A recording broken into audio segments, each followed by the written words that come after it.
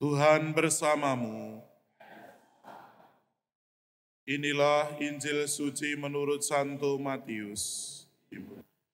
Pada suatu hari Yesus naik ke dalam perahu lalu menyeberang. Lalu sampailah ia ke kotanya sendiri. Maka dibawalah kepadanya seorang lumpuh yang terbaring di tempat tidurnya.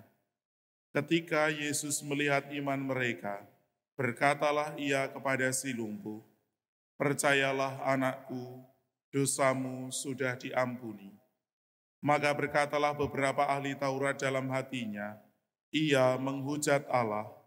Tetapi Yesus mengetahui pikiran mereka lalu berkata, "Mengapa kalian memikirkan hal-hal yang jahat dalam hatimu?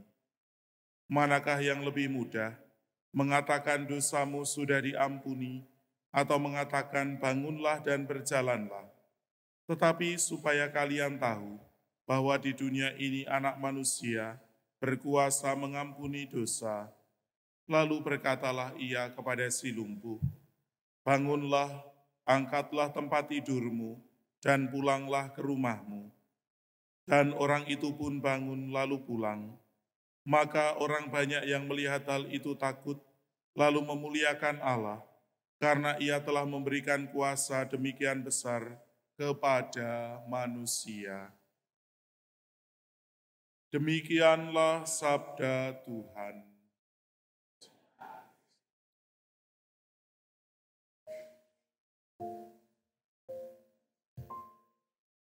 Ibu bapak, saudara-saudariku yang terkasih dalam Tuhan, warta sabda Tuhan yang kita dengarkan dan kita renungkan pada hari ini, merenungkan dan mengingatkan kita semua akan peristiwa bencana yang terjadi entah tahun 2006 pada bulan Mei, itu gempa di Bantul dan sekitarnya, ataupun juga 2010 terjadi letusan Gunung Merapi.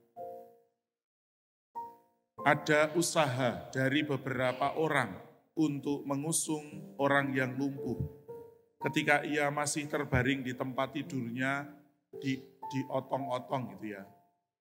Istilahnya itu lalu dibawa ke dalam lingkaran yang terdekat dengan Yesus supaya Yesus bersedia untuk menyembuhkan. Tidak terkira banyaknya orang pada waktu itu, pada saat bencana alam, itu diotong-otong, dibawa ke sana kemari, terlebih ke rumah sakit, supaya mendapatkan perawatan, supaya kemudian bisa selamat kembali ketika sudah tertimpa bencana, ketika sudah mengalami penderitaan dan sakit. Inilah yang tentu membuat Yesus sendiri merasa kagum. Usaha dari orang-orang untuk mendekatkan orang sakit sehingga mendapatkan kesembuhan. Orang-orang itu, beberapa orang, maka Yesus dikatakan, ketika Yesus melihat iman mereka, berkatalah ia kepada si lumpuh.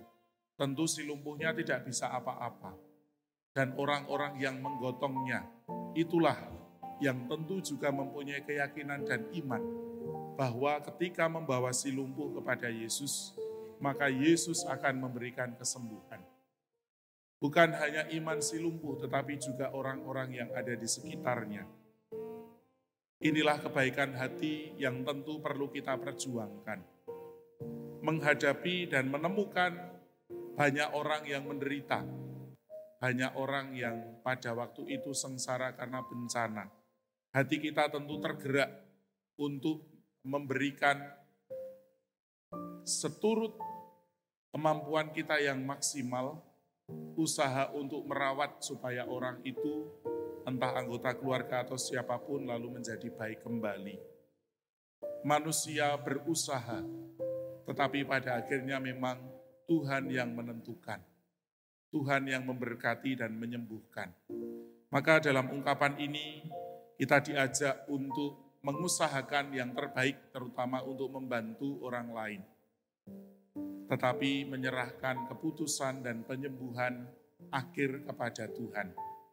Homo proponit, Deus disponit. Manusia mengusahakan, Tuhan yang menentukan. Mari kita hening sejenak, Mari kita meresapkan sabda Tuhan untuk menyemangati kita melakukan yang baik, terutama pada hari ini.